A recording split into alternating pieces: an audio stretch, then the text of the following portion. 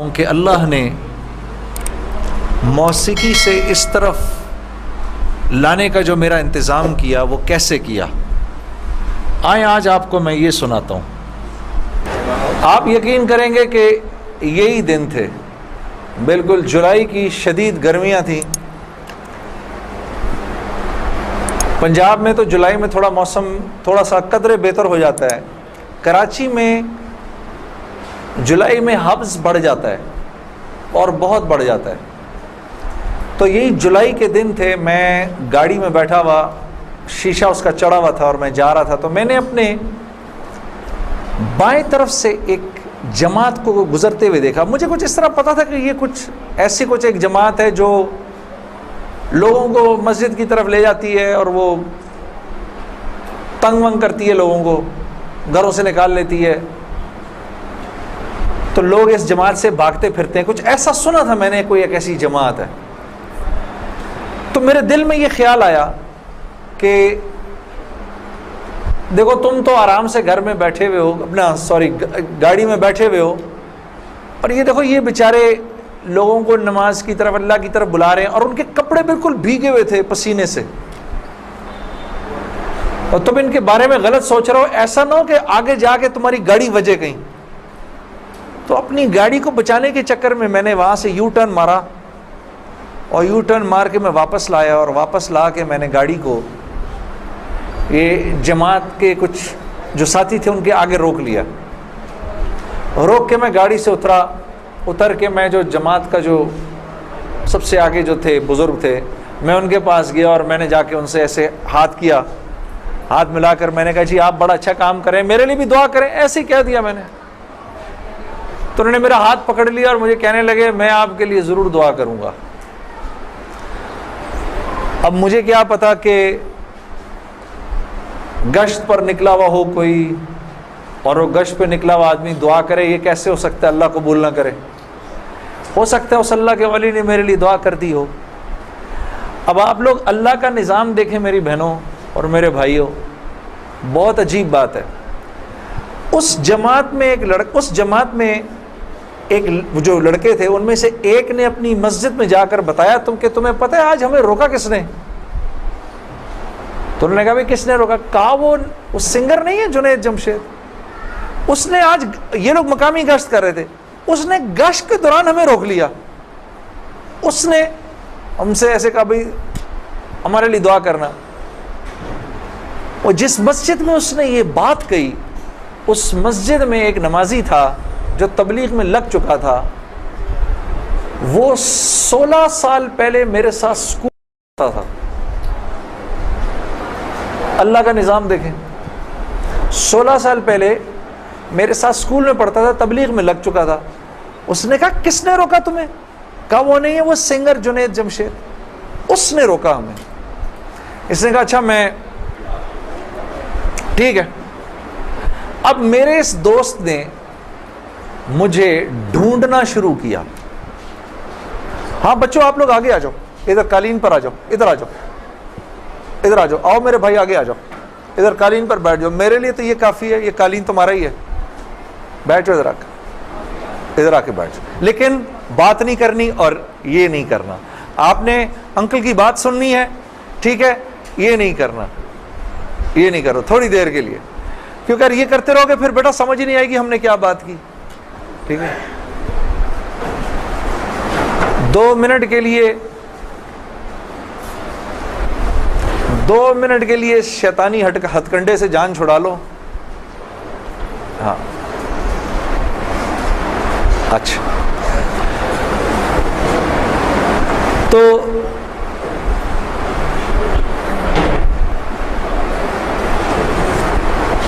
خیر میرے اس دوست نے مجھے ڈھونڈنا شروع کیا، اور اس واقعے کی کوئی تقریباً 1-1.5 مہینے بعد اس نے مجھے ڈھونڈ لیا. اور ایک دن جی میرے گھر فون آتا ہے، جنید. اب میں نے جب مجھے پہچانا، اس نے بولا جنید مجھے پہچانا. آپ یقین کریں گے میں 16 سال بعد اس کی آواز سن رہا تھا، میں پہچان گیا. میں نے کہا جنید بول رہے ہو؟ ہنسنے لگا. تو مجھے پہچان گیا؟ میں نے کہا میں بالکل پہچان گیا، تو اتنا تو شرارتی لڑکا تھا تو کلاس کے اندر. اور میں نے کہا کیونکہ ہم دونوں کے نام ایک تھے تو تیرے چکر میں بھی بدنام رہتا تھا. ہنسنے لگا، یار کمال ہے تو نے مجھے پہچان لیا. میں نے کہا ہاں میں نے پہچان لیا، میں نے تیرے سے ملنا ہے. میں نے کہا کیوں؟ کہتا ہے بس ایسے ہی، وجہ کوئی نہیں ہے. میں نے کہا یار اچھا ہماری زندگی ایسی تھی، شوبز کی زندگی تھی ہماری، کہ ہمارا دل ملنے کو نہیں کرتا تھا کسی سے. یعنی ہم نے مینیجر رکھے ہوتے تھے جو ہمیں صرف لوگوں سے دور رکھتے تھے. ان کا کام تھا لوگوں سے بات کرنا، لوگوں سے ڈیل کرنا، ہم تک کوئی نہ پہنچے بس. یہاں تک کہ آپ حیران ہوں گے اگر میں آپ کو بتاؤں، یہ بڑی ایک افسوسناک بات ہے کہ ہمارے اپنے گھر والوں کا ہماری زندگی میں رول کم ہوتا تھا، ان مینیجرز کا رول زیادہ ہوتا تھا. آپ نے گھر کب جانا ہے، بچوں سے کب ملنا ہے، یہ تک ان مینیجروں کے ہاتھ میں ہوتا تھا. تو اب کوئی مجھے فون کرے کہ میں نے تم سے ملنا ہے، یہ تھوڑی کہ میں فوراً مل لوں گا اس سے. اب پتہ نہیں اللہ جانے اس نے کیوں ملنا ہے، میرا وقت ضائع کرے گا کیا ہے. تو میں نے جنید غنی سے کہا کہ یار بغیر وجہ کے کیوں ملنا ہے تم نے، بس ایسے ہی. میں نے کہا انشاءاللہ دیکھو پھر چلو اللہ نے کبھی موقع دیا تو ملیں گے. کڑک میں نے فون بند کر دیا. ہمیں تو عادت تھی فون بند کرنے کی. اگلے دن پھر فون آ گیا اس کا. میں نے بول کیا کام ہے؟ کام کوئی نہیں، ملنا ہے. کیوں؟ یار کوئی وجہ نہیں، مل لیتے ہیں. میں نے کہا یار وقت نہیں ہے، فون پہ بات کر لو. نہیں فون پہ کام کوئی نہیں ہے. کڑک فون پر ایک دفعہ ہوا، دو دفعہ، اب اس کا میں ہیلو سنتا تھا فون بند کر دیتا تھا. یہ سلسلہ 1-2 مہینے تک چلتا رہا، یہاں تک کہ جنید غنی کو میرے گھر کے نوکروں کے نام یاد ہو گئے، فون اٹھانے والوں کے نام یاد ہو گئے، سب کچھ یاد ہو گیا. اس کو سب پتا ہوتا تھا میں کب پاکستان میں ہوں، کب نہیں ہوں، کب کہاں ہوں، سب. ایک دن اس کا فون آیا تو جب میں نے فون رکھنے لگا مجھ سے کہتا دیکھ میں تجھے اللہ کا واسطہ دیتا ہوں میری 1 منٹ کی بات سن لے. میں نے بولا بولو. میں ابھی عمرہ کر کے آیا ہوں تو میں مدینے اور مکے کی کھجوریں اور زمزم اور یہ کچھ چیزیں لے کر آیا ہوں، یہ لے لے میرے سے، پھر اس کے بعد میں چلا جاؤں گا. کتنی دیر کے لیے آؤ گے تم؟ 5 منٹ کے لیے. میں نے کہا ہاں 5 منٹ. جنید غنی یاد رکھنا 5 منٹ. 5 منٹ. دوپہر کو مجھے یاد ہے 3:30 بجے ابھی تک پلاننگ ہوئی. جنید غنی صاحب آئے. اب میں نے جب جنید غنی کو دیکھا تو میرا تو دماغ ہی چکرا گیا. کیا دیکھتا ہوں، سفید لباس جیسے مولوی صاحب نے پہنا ہوا ہے، سر پہ پگڑی، اتنی بڑی داڑھی، اوپر واسکٹ پہنی ہوئی اس نے، پائنچے اس کے اوپر. میں نے کہا جنید غنی یہ تجھے کیا ہو گیا؟ کہتا ہے مجھے کیا ہو گیا؟ میں کیا کہوں تجھے کیا ہو گیا؟ میں نے کہا یہ تیرا حال تیرے جیسا شیطان، یہ اتنا بڑا بزرگ بنا ہوا، آؤ بیٹھو میرے پاس. آیا میرے پاس بیٹھا، اس نے مجھے کھجوریں دیں، زمزم دی، جانماز دی، اور پورے 5 منٹ میں کہتا ہے میرے 5 منٹ پورے ہوئے، اب میں چلتا ہوں. میں نے کہا نہیں، اب بیٹھ جاؤ، بیٹھ جاؤ، مجھے بتاؤ یہ سب کیا ہے. پھر مجھے کہنے لگا چل چھوڑ اس کو یار، اسکول کی بات کرتے ہیں. میں نے کہا اسکول چھوڑو، مجھے بتاؤ یہ کیا ہے، یہ کنہوں نے تمہارا حال کیا؟ یہ مجھ سے کہنے لگا مل لو ان سے. میں نے کہا ہاں میں نے ان سے ملنا ہے، میں نے ان سے ملنا ہے. آپ سوچو کوئی آدمی تبلیغ والوں کے چنگل میں پھنس جائے، ہاں. تو مجھ سے کہتا ہے کل سے ہمارا اجتماع شروع ہو رہا ہے، میرے ساتھ اجتماع پر چلو. میں نے کہا میں چلوں گا. تو میں کل تمہیں پک کرنے آؤں گا، صبح کے وقت پک کرنے آؤں گا. آپ یقین کرو 5 منٹ کے لیے آیا تھا، 3.5 گھنٹے میں نے بٹھا کے رکھا اس کو اپنے پاس. میں اس سے باتیں سنتا رہا، جنید غنی کیا، پھر کیا ہوا، پھر کیا ہوا، پھر کیا ہوا، کیا ہوا، کیا ہوا. آخر میں نے کہا میں تمہارے ساتھ اجتماع پر چلوں گا. خیر جی میں تیار ہو گیا. میں نے اپنی نئی صاف ستھری جینز نکالی، اپنی میں نے ٹی شرٹ نکالی، لمبے لمبے میرے بال تھے. ہاں میں تیار ہو گیا جس طرح میرا خیال تھا بہترین طریقے کا تیار ہونے کا, میں ہو گیا تیار. اب جب میں وہاں پہنچا, اترا, میں نے جا کے اجتماع دیکھا تو میں نے دیکھا کہ ہر آدمی شلوار قمیض میں, ہر آدمی کے سر پہ ٹوپی. تو میں نے جنید غنی سے کہا, جنید غنی سن, یہ مجھے کوئی مار وار تو نہیں دے گا ادھر ہے, کو میرا کو قتل وتل تو نہیں ہو جائے گا میرا؟ کہتا نہیں, ہم لوگ مارنے والی پارٹی نہیں, ہم لوگ کھلانے والی پارٹی ہیں. میں نے کہا اچھا لے جاؤ مجھے اندر. پھر اب میں اندر جانا شروع ہوا اجتماع گاہ میں, تو میں نے دیکھا کہ لوگ ایک دم اکٹھے ہونا شروع ہو گئے. پیچھے سے مجھے آوازیں آئیں, ارے یار یہ تو جنید جمشید ہے یار. کو دو چار آوازیں آئیں, ابھی یہ ادھر کیا کر رہا ہے کوئی. تو مجھے یہ بات بری بھی لگی ہلکی سی, کیا مطلب بھائی کہ تم بہت بڑے مسلمان ہو, میں نہیں آ سکتا کیا؟ خیر میں اندر گیا, اندر جا کر بیٹھا تو میں نے دیکھا ایک مجمع سب پہنچ گیا ملنے کے لیے, دیکھنے کے لیے. جو بھی جنید غنی نے مجھے بٹھایا, تم ادھر ہی بیٹھو یہیں پر, اور میں ابھی ایک صاحب کو لے کر آتا ہوں. خیر یہ مجھے بٹھا کر چلا گیا. اتنی دیر میں ایک نوجوان لڑکا, یہ جیسے بھائی لوگ بیٹھے ہیں اپنے, 18-19 سال کا, یہاں سے بیچ میں سے راستہ توڑ کے میرے پاس آ گیا. مجھے آ کر کہتا ہے, جنید بھائی نماز پڑھتے ہیں آپ؟ تو میں اس کو ایسے دیکھنا شروع ہو گیا. اب میں نے کہا کیا جواب دوں میں اس کو, ہاں بولوں کہ نہیں بولوں, سچ بولوں کہ جھوٹ بولوں؟ دیکھتا رہا اس کو, دیکھتا رہا, لیکن اندر ہی اندر نا مجھے غصہ آنا شروع ہو گیا کہ اب یہاں یہ ہوگا, اگلا پوچھے گا آپ قرآن پڑھتے ہیں کہ نہیں پڑھتے ہیں, پھر اگلا پوچھے گا آپ روزے رکھتے ہیں نہیں رکھتے ہیں, آپ نے حج کر لیا. مطلب یہاں اب میری کیا اب یہاں پر کیریکٹر اسیسنیشن ہوگی کیا؟ میں ابھی یہاں پر کیریکٹر اسیسنیشن کروانے آیا ہوں, اپنی کردار کشی کروانے آیا ہوں میں یہاں پر. تو میں نے وہ لڑکا جو ساتھ بیٹھا تھا, میں نے کہا یار اس کو بولو جنید غنی کو, یہ مجھے غلط جگہ لے آیا, وہ میں یہاں سے جا رہا ہوں ابھی. وہ بھاگا گیا اس کے پیچھے, اس کو لے کر آیا. جنید غنی نے کہا کیا ہو گیا یار جنید, کیا ہو گیا؟ میں نے کہا یار کچھ نہیں. تو وہ کہتا ہے یہ ابھی ایک لڑکے نے آ کے پوچھا تھا ان سے, آپ نماز پڑھتے ہیں نہیں پڑھتے ہیں؟ تو جنید غنی نے کہا تو نے اس لڑکے کو آنے کیوں دیا؟ اتنا غصے ہوا وہ اس پہ. میں نے جنید غنی کو ٹھنڈا کیا, میں خود بھی تھوڑا ٹھنڈا ہوا. میں نے کہا یار کیوں ناراض ہوتا ہے؟ وہ لڑکا بات تو صحیح کر رہا تھا نا کہ نماز پڑھنی تو چاہیے مجھے. تو اس نے جو جملہ بولا نا مجھے, وہ مجھے آج تک یاد ہے. جنید غنی نے جو جملہ بولا, اس نے کہا جنید ہم کیوں نہیں پوچھتے کہ تم نے کیوں نہیں کیا, ہم تو ترغیب دیتے ہیں, اس کے بعد اللہ سے دعا کرتے ہیں کہ اللہ وہ نیکی کرنے کی توفیق دے. ہاں وہ آج بھی مجھے وہ بات یاد ہے. اللہ پاک یہ مجھے بھی عطا کرے کہ ہم کسی سے یہ نہ کہیں بھائی تم نے کیوں نہیں کیا یہ, بلکہ نیکی کی ترغیب دیں اور پھر اللہ سے رات کو دعا کریں اللہ میرے اس بھائی کو, میری اس بہن کو توفیق دے وہ اس نیکی کو کر سکے. پھر میں نے کہا جنید غنی کو چل چھوڑ یار, میں ادھر ہی بیٹھا ہوں, میں کہیں نہیں جا رہا.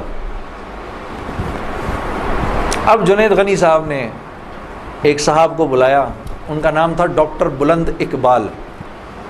ابھی جب میں شان رمضان شان رمضان کر رہا تھا نا, یہ ابھی کچھ پچھلے رمضان میں, تو ڈاکٹر بلند اقبال صاحب بڑے عرصے بعد مجھے ملنے آئے. میں ملا ان سے, بڑی خوشی ہوئی. میں نے ان کو یاد کرایا وہ واقعہ جو میں اب آپ کو سنانے لگا ہوں. تو ڈاکٹر بلند اقبال صاحب میرے سامنے آ کے بیٹھ گئے. اور ڈاکٹر بلند, اب تبلیغ والوں کا بہن میں ذرا سا آپ کو بتاؤں کہ تبلیغ والے نا اب وہ سامنے والے کو جانتے نہیں ہیں, لیکن اس کو اللہ کی دعوت تو دینی ہے. تو آپ پہلے اس سے پوچھتے ہیں بھائی آپ کیسے ہیں, خیریت سے ہیں, آپ کا اسم گرامی کیا ہے؟ اچھا ماشاء اللہ بڑی خوشی ہوئی آپ سے مل کے, یہ میرا نام ہے, بڑا اچھا کیا آپ آئے.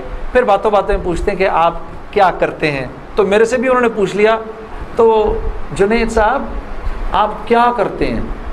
تو میں چپ کر گیا. اچھا کوئی بات نہیں, آواز آ رہی ہے نا میری؟ ٹھیک ہے, اللہ آپ لوگوں کو خوش رکھے. جی تو میرے سے پوچھنے لگے جنید صاحب آپ کیا کرتے ہیں. اب میں اس کی شکل دیکھنا شروع ہو گیا. میں نے کہا ابھی تک تو جی اچھا ہو رہی ہے اس کی ریکارڈنگ؟ اچھا اچھا، چلو آپس میں بات نہیں، آپس میں بات نہیں، میرے سے سن لو، آپس میں بات نہ کریں. تو میرے سے نا اب میں ان کی شکل دیکھوں، میں نے کہا اب تک مار نہیں پڑی تو اب پڑے گی.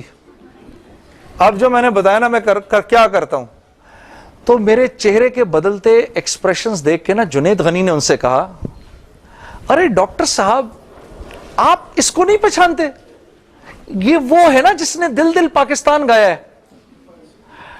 ڈاکٹر صاحب کہتے ہیں ارے واہ واہ واہ واہ واہ واہ واہ واہ، مسلمان کی تو شان ہی یہی ہے، جس کام کو کرتے آگے بڑھ جاتا ہے. میں نے کہا یہ آدمی ٹھیک آدمی ہے،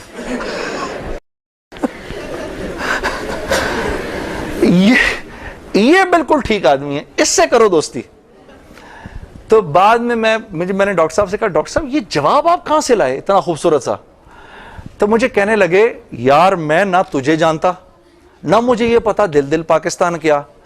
تو جب اس نے بولا نا کہ اس نے دل دل پاکستان گایا تو میں نے کہا واہ واہ واہ واہ، اور میں دل میں دعا کروں یا اللہ جلدی سے صحیح جواب میرے ذہن میں ڈال، جلدی سے صحیح بات ڈال میرے ذہن میں. تو میں نے فٹ کہہ دیا. اور یہ بات میرے دوستو ہے بھی سچ کہ مسلمان کی شان یہ ہے، مسلمان جس کام کو کرتا ہے نا مسلمان اس کام میں آگے بڑھ جاتا ہے. ساری دنیا میں جن کاموں کو آپ برا کام سمجھتے ہیں نا کہ یہ برے کام ہیں، ان برے کاموں کو بھی اگر کبھی کسی مسلمان نے کیا نا تو یقین کرو غیروں سے بھی زیادہ کیا. ہاں یقین کرو، مسلمان ایک عجیب امت ہے، ہم سے بہتر کوئی نہیں. کنتم خیر امہ، بس یہ ہر لائن سے بہترین امت ہے. جس کو اللہ ہی کہہ دے تم بہترین ہو تو پھر ہمیں دوسروں سے پوچھنے کی کیا ضرورت ہے کہ ہم اچھے ہیں کہ برے ہیں. ہاں اب میں پورا دن ڈاکٹر بلند اقبال صاحب کے ساتھ پھرتا رہا. اور جب دن کا آخر آیا تو جنید غنی نے مجھے کہا کہ چل میں تجھے اب گھر چھوڑ دوں. میں نے کہا گھر تو مجھے چھوڑ دو لیکن یہ بسترے کیا ہیں، یہ جو بسترے لگے ہوئے ہیں؟ کہا یہ رات کو لوگ یہاں سوئیں گے. میں نے کہا اور یہ جو بزرگ حضرات ہیں یہ بھی ادھر ہی سوئیں گے. میں نے کہا یار میں تو ان سے زیادہ فٹ آدمی ہوں، اگر یہ بوڑھے لوگ ادھر سو سکتے ہیں تو میں بھی سو سکتا ہوں. تو اس نے کہا یار نور اللہ نور، تیرے لیے بھی بسترا لگا دیتے ہیں.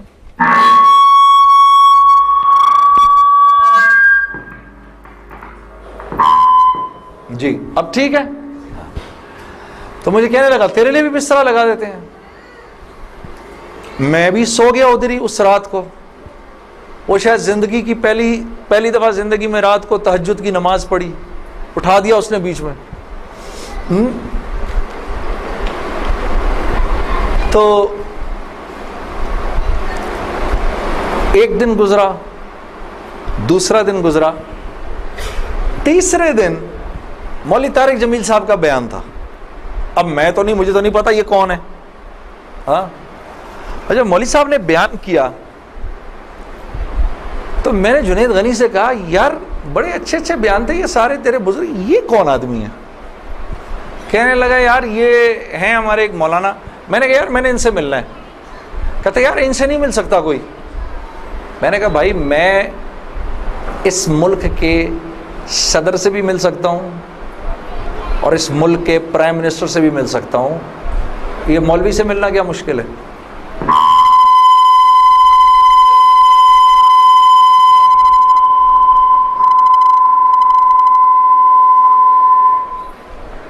اب ٹھیک ہے، ٹھیک بہترین. تھوڑا سا اس کا گین تھوڑا کم کر دو. ٹھیک ہے. ان میں سے زیادہ تر لوگوں کو نہیں پتا کہ اس مائک سے میرا تعلق جو ہے وہ ان ساروں کی عمروں سے بھی پرانا ہے. اچھا اب ٹھیک ہے، اب ٹھیک. آپ لوگوں کو پیچھے آواز آ رہی ہے؟ بس. تو خیر میں نے اس کو کہا مجھے ملنا ہے، ہر صورت میں ملنا ہے. کہنے لگا کہ یار کس طرح کریں گے، چل میں تجھے لے کے چلتا ہوں.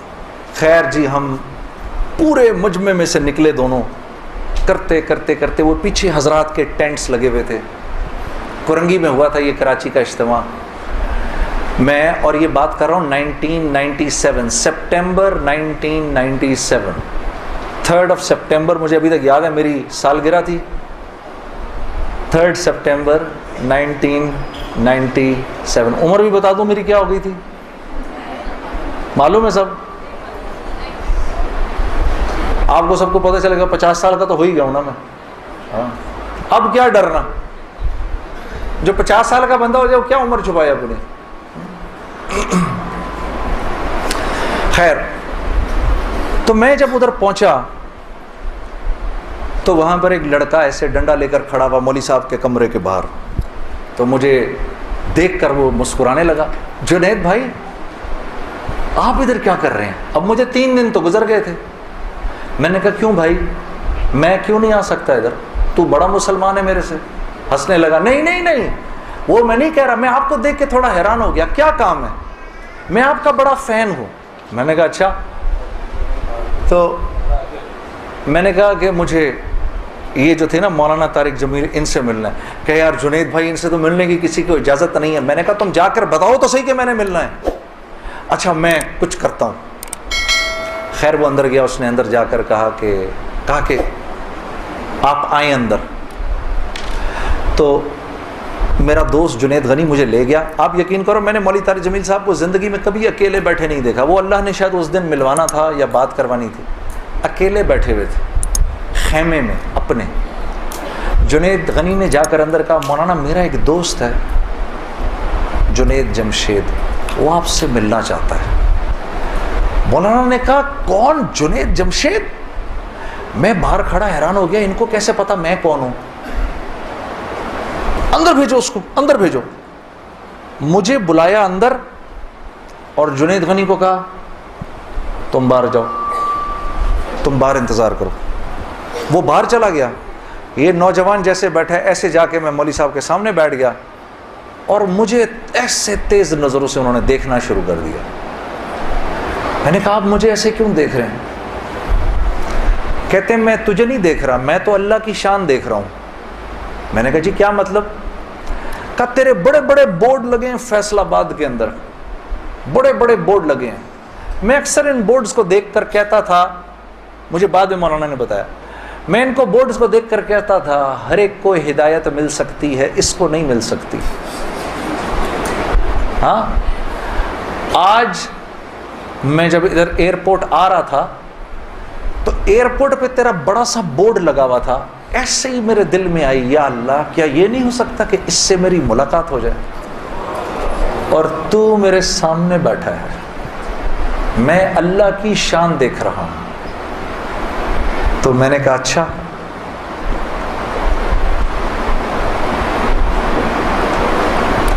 کہنے لگے دل دل پاکستان تو نے گایا ہے؟ میں نے کہا جی. میں نے کہا آپ نے سنا ہے؟ کہا نہیں سنا تو نہیں, بسوں کے پیچھے لکھا دیکھا ہے. میں نے کہا چلو یہ کسی یوں پہنچا نہ پہنچا, آئے تو صحیح برسر الزام ہی آئے, ہاں ہوٹوں پہ کبھی ان کے میرا نام ہی آئے, آئے تو صحیح برسر الزام ہی آئے. میں نے کہا چلو یوں نہیں تو یوں سے, تعارف یوں نہیں ہوا تو یوں ہو گیا, بسوں کے پیچھے تو لکھا دیکھ لیا. کوئی نہیں کوئی نہیں, ادھر سنو. اور یہ ہمارے ملک کی سوغات ہے, اس پہ گھبرانا نہیں چاہیے یار. یہ ایسے ہو جاتے ہیں ہائے یہ کیا, ارے یار کیا ہو گیا, بجلی چلی گئی نا, آ گئی. یہ تو ہمارے ملک کی سوغات ہے, اس پہ گھبرانا نہیں چاہیے. ہاں اس پہ اس لیے نہیں گھبراؤ, آپ نہیں گھبراؤ گے نا تو غیر بھی نہیں گھبرائیں گے. جب آپ گھبرا جاتے تو غیر بھی کہتے ہیں ہاں یار کوئی عجیب سی بات ہو گئی ہے. تو ہاں ان کو بھی بولو یوز ٹو ہو جاؤ بھائی, ہم لوگ مل بانٹ کے کھانے والے ہیں, کبھی آپ کے گھر نہیں تو کبھی ان کے گھر نہیں, ہاں کبھی میرے گھر تو کبھی آپ کے گھر. تو اس پہ گھبرانا نہیں چاہیے. خیر, تو میں نے مولوی صاحب سے کہا مولانا میرا ایک سوال ہے. ایک پاکستانی نوجوان میری عمر کا, جس نام شہرت کا تصور بھی نہیں کر سکتا, وہ سب کا سب میرے پاس موجود ہے، لیکن میں اندر سے خالی ہوں. لوگ اس بات کو نہیں جانتے. لوگ سمجھتے ہیں کہ میں بہت خوش ہوں، لیکن میں اندر سے بہت پریشان ہوں. بہت اضطراب ہے اور اس کی وجہ مجھے سمجھ نہیں آتی. فرمانے لگے تیرا مسئلہ یہ ہے کہ تجھے چوٹ لگی ہے سیدھے گھٹنے پر اور تو مرہم لگا رہا ہے الٹے گھٹنے پر. میں نے کہا جی وہ کیسے؟ فرمانے لگے دیکھو اللہ نے انسان کو دو چیزوں سے بنایا ہے. ایک مٹی سے بنایا ہے، ایک جسم سے بنایا ہے جو کہ مٹی کا بنا ہوا ہے، اور ایک روح ہے جو اللہ کا امر ہے. ٹھیک؟ تو جسم کیونکہ مٹی کا ہے اس لیے اللہ نے اس کی ہر ضرورت کو مٹی میں رکھا ہے.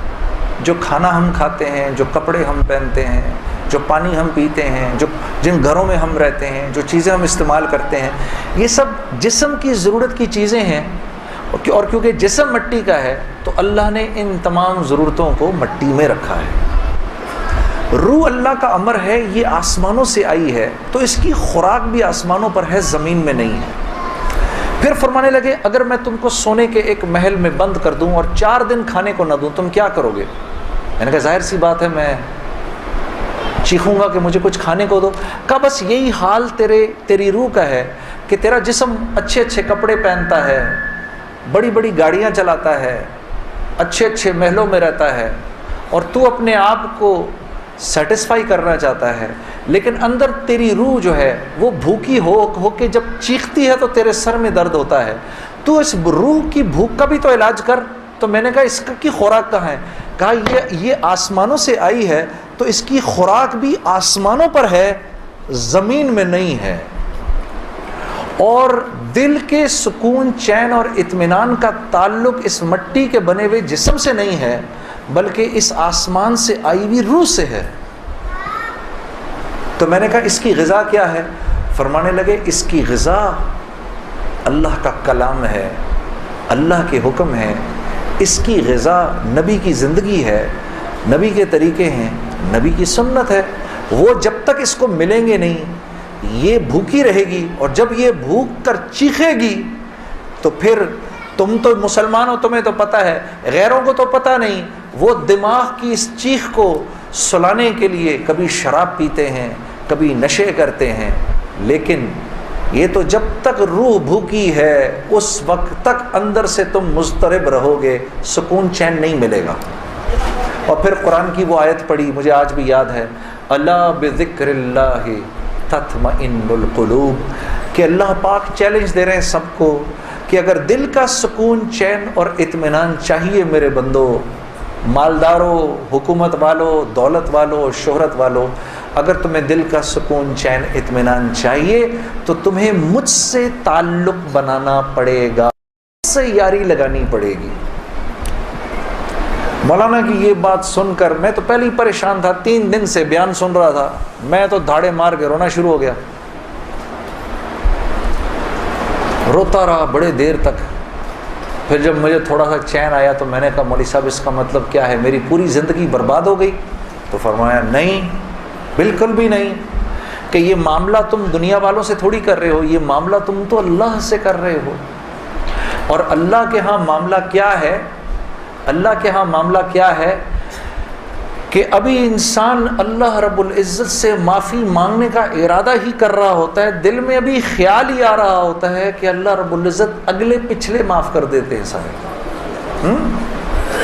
پھر مجھے فرمایا، یہ مجھے پھر بات سنائی، حدیث قدسی سنائی کہ میرے بندے تو یہ زمین و آسمان سارے کے سارے اگر اپنے گناہوں سے بھر دے، جو کہ تو بھر نہیں سکتا، اگر تمام جن و انس بھی مل جائیں تو بھر نہیں سکتا، لیکن اگر تو نے ایسا کر بھی دیا، ایک مرتبہ اگر تو نے کہا اے اللہ مجھے معاف کر دے، تو نہ صرف یہ کہ ہم تمہیں معاف کر دیں گے بلکہ تم ایسے ہو جاؤ گے جیسے تم نے ان گناہوں کو کیا ہی نہیں. میں تو بے یقینی کی حالت میں مولانا کو دیکھنے لگا. میں نے کہا مولوی صاحب واقعی؟ کہا ہاں. پھر پوچھنے لگے کیا ارادہ ہے؟ اب میرا ارادہ میوزک چھوڑنے کا تو نہیں تھا کہ میں نے کہا ادھر آؤ، وہ کیا کہ نمازیں بخشوانے آئے، کیا روزے گلے پڑ گئے؟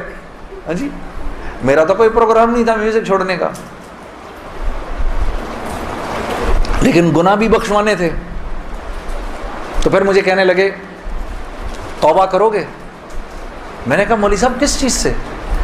کہا اپنی اس پچھلی زندگی سے. میں سوچ میں پڑ گیا. اچھا میں نے کہا جی میں توبہ کرتا ہوں. میں نے توبہ کی، یا اللہ میوزک چھوڑنے کا تو میرا کوئی موڈ نہیں، یہ مولوی بھی اللہ جانے کیا کہہ رہے ہیں، لیکن اگر تجھے اس سے کوئی میرے لیے بہتر زندگی نظر آتی ہے تو تو مجھے اس زندگی پہ لگا دے کہ واقعی میں چاہتا ہوں کہ تجھے راضی کر سکوں، تجھے خوش کر سکوں. اے اللہ پچھلی پوری زندگی پر توبہ کرتا ہوں، اگلی زندگی تیرے حکموں پر چلنے کی کوشش کروں گا. اگر تو واقعی ایسا ہے جیسا یہ مولوی صاحب فرما رہے ہیں تو تو مجھے معاف کر دے. میں نے کہا توبہ کر لی. مولوی صاحب نے کہا اب کیسا محسوس کر رہے ہو؟ میں نے کہا جی بہت ہلکا. پھر میں نے کہا لیکن مولوی صاحب بات تو یہ ہے کہ اگر میرے پچھلے سارے معاف ہو گئے اور اس پر اللہ نے اگر جنت دی تو میری تو بہت ہی بڑی جنت ہوگی، آپ سے بھی بڑی. تو فرمانے لگے نہیں بیٹا اتنی جلدی نہ کرو، تمہیں وصول تو ہم ہی نے کیا ہے، جو تجھے ملے گا اس سے تو بڑا ہمیں ملے گا ہی ملے گا. ہاں لیکن میں نے کہا مولوی صاحب، اور بہنیں اس بات کی تصدیق کریں گی، موسیقی تو روح کی غذا ہے کہ نہیں؟ ہاں یہ سیالکوٹ کی خواتین یقین کرو پورے ملک کی پہلی بہنیں ہیں جو کہہ رہی ہیں نہیں، ورنہ اگر کسی نے نہیں بولا تو چپ ضرور رہی ہیں. سارے مردوں نے بولا ہے موسیقی روح کی غذا نہیں ہے. موسیقی روح کی غذا ہے جی. یہ دیکھو اب آواز آئی ہے، اب ایسا لگ رہا ہے کوئی بیٹھ کے سن رہا ہے جی. موسیقی روح کی غذا ہے جی. شاباش، اللہ آپ لوگوں کو اس پر چلا دے. اللہ رب العزت آپ کے موبائلوں میں جتنے بھی گانے ہیں سب اڑا دے اسی وقت. گھروں میں جتنی کیسٹیں ہیں سب ٹوٹ جائیں، اللہ کرے ساری سیڈیاں ٹوٹ جائیں. اللہ پاک ایسے کرے گانے کی آواز ہی نہ سننے کو ملے آج کے بعد آپ میں سے کسی کو. یہ سوچ لو آمین قبول ہو جائے گا. اب سوچ کے بولنا آمین.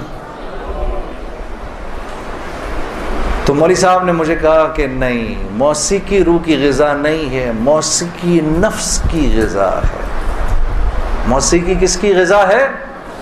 نفس کی. یہ واقعی نفس کی غذا ہے، اور یہ ایسا زہر ہے، ایسا زہر ہے، یہ جب اندر جاتا ہے تو پتہ ہی نہیں چلتا کہ نقصان کتنا کر گیا ہے. ٹرائی نہ کرنا. لیکن آپ کہیں جا کر اللہ کی بات سنیں، اس کے بعد جا کر 5 منٹ کا گانا سنیں، ساری صفائی ہو جائے گی، اندر ساری صفائی ہو جائے گی. میں یہ نہیں کہ بعد میں مجھ سے لوگ پوچھتے ہیں حلال ہے حرام ہے، اس کے لیے تو یہ مولوی بیٹھے ہوئے ہیں نا، ان سے پوچھو. میں آپ کو وہ بتا رہا ہوں جو ہوتا ہے، میں آپ کو وہ بتا رہا ہوں جو ہوتا ہے کہ یہ انسان کو بے باک کر دیتی ہے. مجھ سے کسی نے پوچھا بھائی اپنے ملک کے لیے گانا، میں کہ بھائی اپنے ملک کے لیے گانا وہ ایک اور چیز ہے. میں ان گانوں کی بات کر رہا ہوں جن کو عام طور پہ لوگ سن رہے ہوتے ہیں بازاروں میں، ہاں، اور پھر کہتے ہیں اس کے سننے میں کیا ہے. ارے یار میں کیا بتاؤں آپ کو کیا ہے. خدا کی قسم اگر وہ زندگی اس زندگی سے بہتر ہوتی مجھے کیا تکلیف تھی. مجھے ایک ساتھی کہنے لگا اب تو آپ کے لیے اس زندگی کی طرف جانا بڑا مشکل ہے. میں نے کہا کوئی مشکل نہیں، گلا تو وہیں کا وہیں ہے، گا سکتے ہیں، لیکن اب اس زندگی کی طرف جانے سے بہتر لگتا ہے کہ میں آگ میں چھلانگ مار دوں، کہ وہ اس قدر خطرناک زندگی، وہ اتنی ایک، یقین کرو پوری، صرف گانا نہیں ہوتا، وہ ایک پوری زندگی ہے. وہ ایک پوری زندگی کا نام، جیسے یہ ایک پوری زندگی کا نام ہے نا، صرف دعوت کے 2 بول نہیں ہیں.